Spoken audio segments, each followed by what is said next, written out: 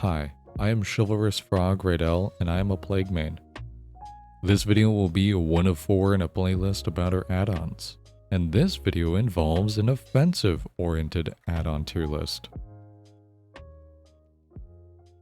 Alright, so this will be a aggressive or offensive add-on tier list. Subjective, but this is pretty in line with what I already run, but for a more all gas, no brakes type of build, I think this will work pretty well. Again, this is kind of all over the place, so get strapped. So coming in at S tier for ultra rares would be, surprise, surprise, both Iridescence. Let's get into why. So Iridescent Seal, getting up to 240 seconds of Corrupt Purge is so strong. Being able to be a ranged killer for that long, 115 ranged killer, is really powerful. Not to mention any mid-match cleanses, endgame cleanses, whatever it may be, that's just added time. You are able to do a devastating amount of damage with just one Corrupt Purge. Even with 20 seconds of Corrupt Purge, you can change a course of a game. So as stated before, Deadlock. Deadlock with Iridescent Seal is amazing to deny the potential double pop gen. It can still happen. 3 survivors on 3 different gens all pop near the same time. Deadlock only blocks 1. But rare scenario, and if it happens, oh well. Really strong add-on for creating pressure. And then Incense, as said before, this will help you with your decision making. But not only that, this will help you in tiles and loops. This will allow you to line up shots if you have Corrupt Purge, for example. Or just do simple mind games like being able to moonwalk but know exactly where the survivor is because they puked at that exact moment. It does pair with Lethal Pursuer, got to mention before, so this will be able to help you just have that much longer aura reveal. And there's no reason not to run aura revealing with Incense, like other aura revealing perks, just because having information is power. Too much might be a little, excessive, but it is really good to run like I'm all ears or anything similar, just to see more and make better decisions. So coming in next, Vile Emetic. This will be in the S tier because of the trick shot potential this adds. While I may not have any footage of directly relating to Vile Emetic trick shots, Vile Emetic velocity speed change is so noticeable to the trained eye. But also, being able to hit hits that you otherwise would not have gotten is also noticeable with Vile Emetic because your projectiles are landing 10% faster, meaning you don't have to rely on being closer to the survivor, hoping they don't dodge. Being able to just aim far and getting hits is really nice with Vile Emetic. And that helps with aggression. You don't have to worry about being close. Vile Emetic has got your back, and their back too, from 15 meters away. And then coming in next, we have Devotee's Amulet. Now I want to put this in S tier for the extra 20 seconds, but it might be overkill. We could put this in A tier. I think we'll do that. It is a strong add-on. It is really nice. However, in aggressive times, I sometimes will say to myself, I wish I could drop my power right now. And I only say that so I can refresh powers or infection on generators or survivors. And that is a very rare occurrence, but when it happens, I do not want extra duration because I did enough damage with just one power before it even ended. Coming up next, we have Severed Toe. Now, I'm going to put this in S tier only because I find myself using this all the time. And as stated before, I think it interacts with survivors running, meaning they get infected, that much faster over time, meaning less projectiles I need to hit for full infection. And those on a gen will get sick that much faster. All in all, enables me to snowball that much faster by full infection and maybe making a decision where I slug. Because everyone's fully sick, first minute into the game, maybe I can catch people off guard. Who knows? Set the tone of the match with Severed Toe is the way to go. So coming up next is Worship Tablet. Now, it is dependent on its use. It is amazing when the survivors cleanse. However, if they don't, B tier. I say that because of these second clause, the full charge speed increase. This will allow you to be a monster in tiles and loops and pallets. This will allow you to catch up to the survivor that much faster, whether it's throwing off their muscle memory or they greed because they think you won't cross a threshold in time, but you will because you're that much faster. There is a downside. You might be too fast. They might catch on. You might round that corner into a pallet that much faster. So again, it's iffy. It depends on the survivors. It depends on if you pick up pools even. The ingestion speed is really nice for when you need it. You can definitely drop chases to go pick up a pool with this add-on. However, if they don't even cleanse and you only get one pool if you don't play an apple, so it's a bit tricky. And coming in next for the green add-ons, we have Rubbing Oil. Rubbing Oil is definitely in the A tier or low S tier. I'm going to put it in the A tier.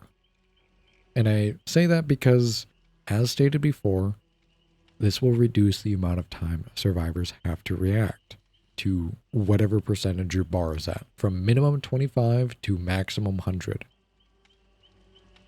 Getting faster infections with rubbing oil is noticeable. Able to fully charge your bar in 1 second rather than 1.5 does add up. Or even just doing a minimum, quarter of a second, flies by. Able to start infections or get quick hits with Corrupt Purge, regardless of what it may be. Rubbing oil is really nice for aggression. Huge quality of life too, for being able to fully infect everything around you by just right-clicking for a second and letting go and spinning. But anyways. So coming up next is Incensed Ointment. Now, this is one of those add-ons where if you put it on and force pickup pools to get value, you won't get value. You might, but it's probably improper use of Corrupt Purge. So, realistically, it's in the C tier. If you have it, you pick up a pool, you see a scream, perfect. If you pick up a pool hoping to see a scream, they're going to scramble to go see if you can get value from that purge. There are better add-ons. It's not a bad one. There are better, though. Ashen Apple is a key point for aggression, but it's also a wild card, as said in the defensive tier list. It is up to you how you make use of your extra pool, if at all. If you don't use a corrupt pool, then you don't need the apple. But at the same time, if you use one and you have another one, amazing. Because then you have one extra trick up your sleeve or two extra tricks up your sleeve. Regardless of what it may be, one or two, apples are your friend. They are amazing. They allow you to be greedy without suffering consequences. If you don't have either apple, as in 0, and you pick up a pool, that pool is gone forever, right? At least with apples, you can have up to 2 more. Even in endgame, you might find a use for an apple. If you save it for that long, you can get devastating effects. Of course, time and a place for every pool. Make use of it. If you can't make use of a pool, maybe it's down here in C tier. But adaptation. Plague is all about adapting to her environment, right? And having apples allow you to exert pressure that you may be feeling without having to run like Iridescent Seal, right? For free powers, you can make the decision to be like, okay, enough messing around. We're going to be a scary killer for a minute. And then you go be a scary killer for a minute, right? Anyways, enough rambling. Exorcism Amulet is going to be in the B tier. Maybe higher than Worship, maybe lower. It's an okay add-on. It's not great. It's not bad. It's no Devotee's Amulet. It offsets the time to go to and back from a pool. But in most uses, that's all it does. You might get a last second hit, and that is where this matters. For aggression, getting those last second hits can be the game changer. But as said before, that comes down to efficiency. If you can be more efficient in the chase earlier or more accurate earlier, you don't need the extra time, right? So all in all, great add-on. But maybe a little training wheels. It's not as good as Devotee for giving the training wheels aspect, but 10 seconds isn't bad. Better than nothing. If you have the add-on on, great.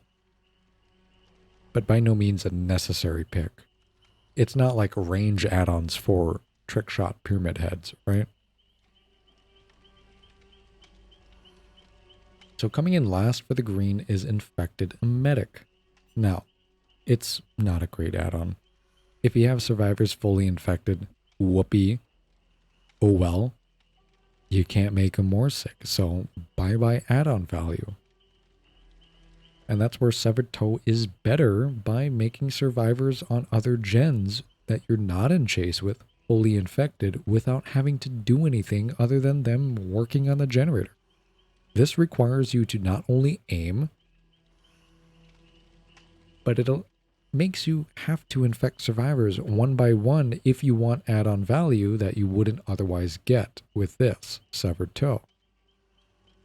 So that's where Infected Emetic and Emetic Potion drop off, is that you have to aim to get value, but also Severed Toe would just be better in every situation. Even double of these add-ons would be overkill, because then you would just be wasting potential. You'd be wasting potential apples, or even other add-ons like a cooldown add-on or a duration. Severely limiting what you can do, because you're pulling yourself into trying to get effectiveness value.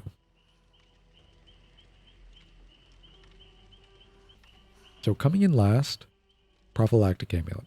We know where it's going to be. Bottom of the potential. Maybe higher in niche scenarios. But the only way I can see this higher is in a niche scenario. Again, hypothetical. Endgame collapse. Everyone's scrambling to go cleanse. There's only 3 pools up if you didn't pick up your power. 3 pools. 4 survivors. 1 person can't cleanse, right? Maybe you can catch one of the 4 survivors fighting over pools because there's only 3. A limited resource.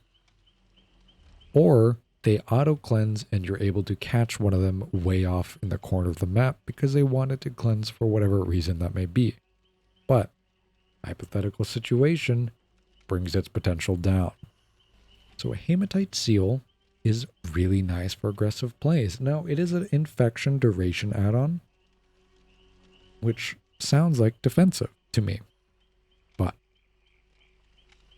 check this.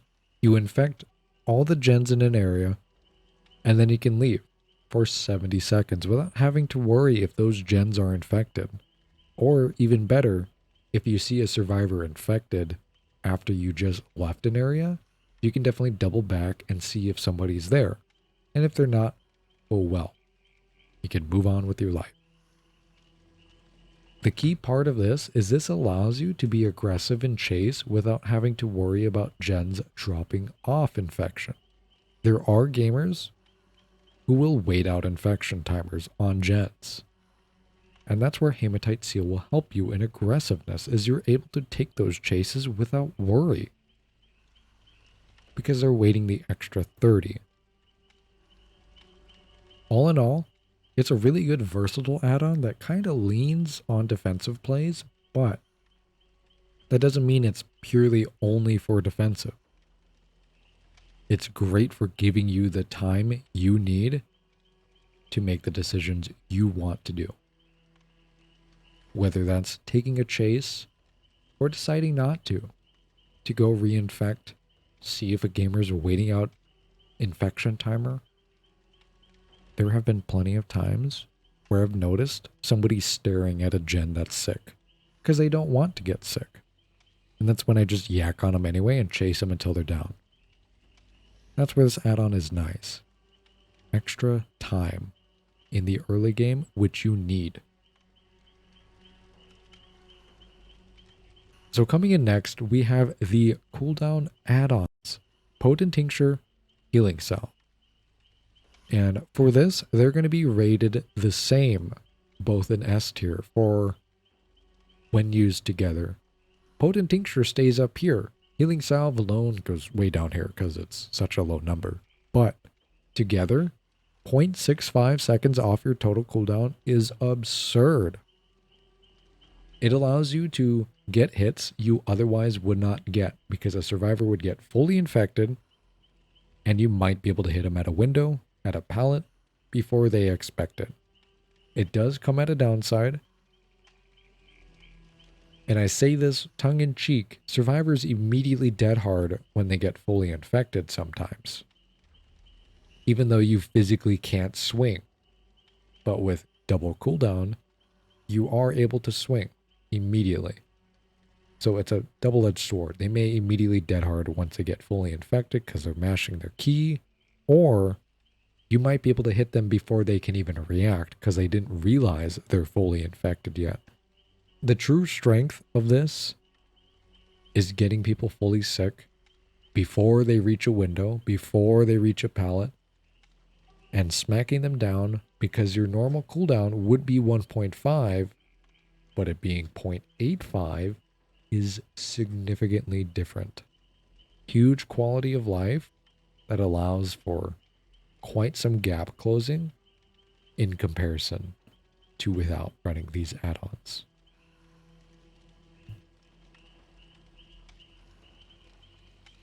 So coming in next is Limestone Seal. Now, it's the fundamentally same as Hematite Seal, just minus 10 seconds. So it's in the B tier. It's not amazing. It's not bad. Just if you were gonna run Limestone Seal, you might as well run Hematite for the plus 10. Same exact reasoning. Nothing changes here.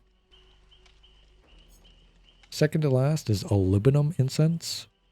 This will be an add-on in C tier. There are better add-ons. Every add-on above this, I would rather run than this add-on. It is great information to know where somebody's going, but more often than not, it's not necessary. You got a free pool. Go do whatever you were currently doing, because seeing that aura doesn't matter. You don't have gen slowdown, for the most part, with this build. So, you gotta keep doing what you're doing and hope you can create pressure, because they just cleansed. They gave you a free Corrupt Purge. Sure, you could go infect them again and hope they go cleanse again, but for the most part, keeping that in the back of your memory that, hey, I have another pool, I should go pick that up sometime, is great information enough. You don't need to know about where they're going or any of that. You just gotta hold W and chase and win. But again, I'd rather run every add-on above this one in the tier rows just because they're better. Not a bad add-on, just the information drops in value in comparison to a defensive build. So last but not least is the Prayer Tablet Fragment. Now, it's not suited for an aggressive playstyle, but it definitely helps. It will keep objects infected, keep survivors infected for the most part. And that's where it's nice. It's definitely low B, low C. And it's low C because of the endgame collapse scenario that I mentioned earlier, where if every survivor is healthy, the ways to get them sick is severely reduced. And that is very common.